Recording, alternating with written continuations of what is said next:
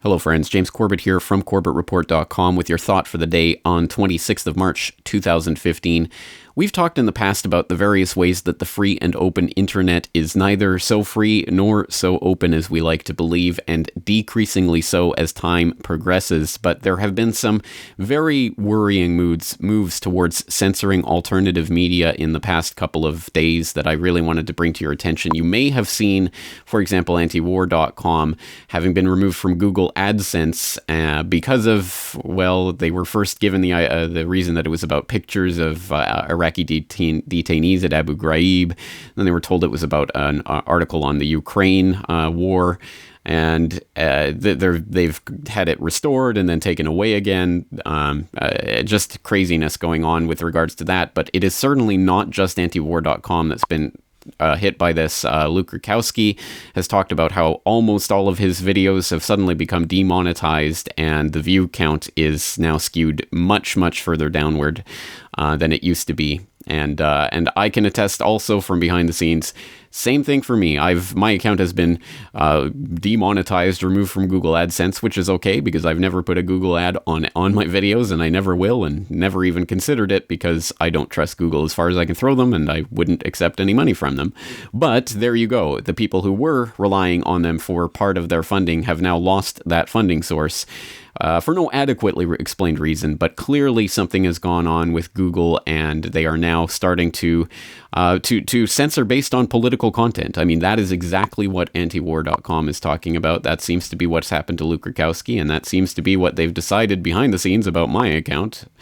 And again, not that I care, but it shouldn't be surprising to those of us who know, for example, about the documented relationship between Google and the NSA. There was a court ruling back in 2009, I want to say, that the court admitted that there was a relationship, but they couldn't release any of the details of it.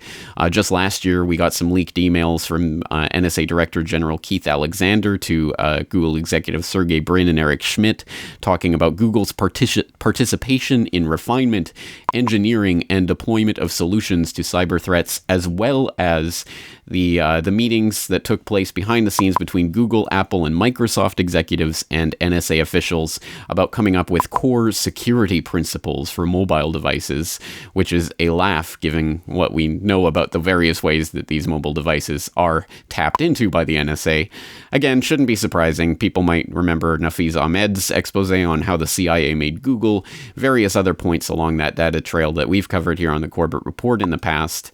And the latest revelation just a couple of days ago, interestingly enough, apparently the Google is meeting with the White House, is meeting at the White House once a week. It is becoming a, quote, lobbying powerhouse.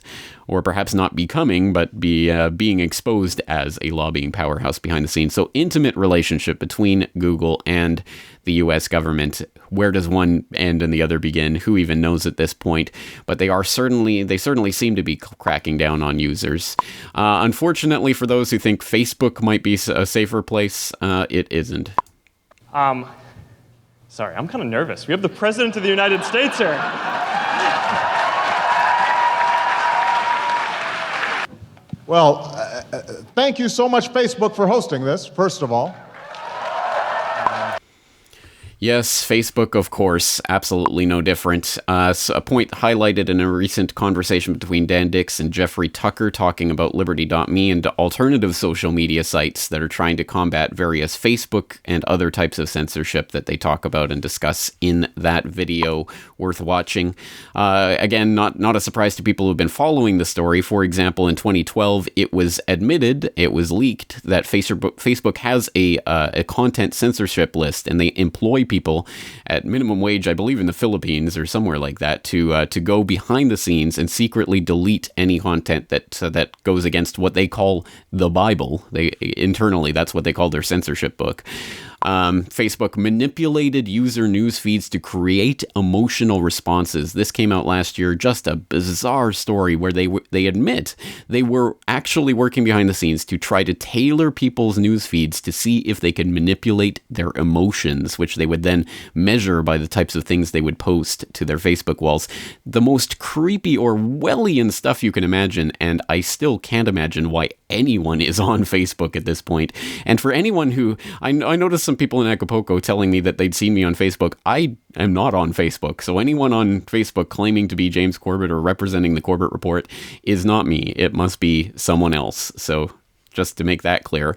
But again, all of these shenanigans are happening right now, and we can only imagine what else is happening with manipulation of user news feeds behind the scenes that isn't admitted to. This is years old material. People might remember Google Video. I remember back in the day when I was first getting into this. This was a place where every single day on the front page you would see Great Global Warming Swindle, 9/11 Mysteries Demolition. You would see Federal Reserve documentaries. In the top 10, you'd often see 9/11 videos of various sorts every single day. And eventually they rejiggered their algorithm to try to get rid of the truth videos from the front page. And then they got rid of the top 100 altogether. And then they got rid of Google Video altogether and just turned it into YouTube, just bought out YouTube and literally turned it into GooTube. And we all know where that went. YouTube used to have a front page. That was how some of my earliest viral videos went viral. But now there is no front page. It's a personally tailored page based on your personal viewing history. So if you watch alt media, yeah, you might get some alt media recommendations. If you don't, you probably never will. So that viral vector has been completely eliminated from the conversation. People might remember Dig, which was the old Reddit of the mid-2000s. It eventually came out. Wired and others reported on the Dig's bury brigades, special super users who were able to bury stories that anyone didn't like from appearing on the front page of Dig. All sorts of stories that were getting hundreds or thousands of digs would be censored from the front page, including surprise, surprise, alt media stories about 9/11 truth and other things. Reddit, it's come out time and time and time again. Various mods censoring posts by topic, censoring posts by website, pay for play. Various websites pay moderators to get their posts on Reddit and in prominent positions. Again, the manipulations are nearly endless, and these latest ones are particularly worrying because, of course, it means that they're trying to cut at people at the source, at the monetary source, so that this type of information again cannot be created. This is why it is so important, if you are watching this on YouTube, please at least bookmark corbettreport.com so that if, and unfortunately increasingly likely when, they try to manipulate, censor, or otherwise obstruct my material on YouTube, you can find it at the source. All of the videos posted in MP4 format for download there. All of the podcasts in MP3 format. All the articles are up there. All the information is at corbettreport.com for free download. So please make the most of it.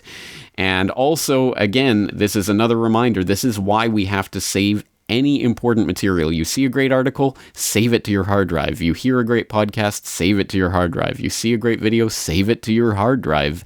And save it locally so that it can't disappear down that memory hole. Another great solution, low-tech disks, actual physical data disks that you can use to archive material, including, of course, this is exactly why I do the data DVDs, where you can buy, for example, a data DVD Volume 4, 2011, every single podcast, every video, every article, all on 2 data DVDs in one set, so that you can take all of that information and you have it physically available, so that, again, if this ever disappears from the internet, if it suddenly goes missing, if they take down corbettreport.com, you will still physically have the data with you.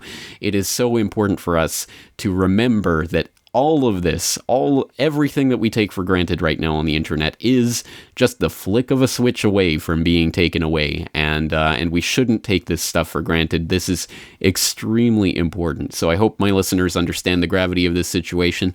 This is James Corbett of corbettreport.com, and with any luck, I'll be here tomorrow talking to you as well. So until then, take care.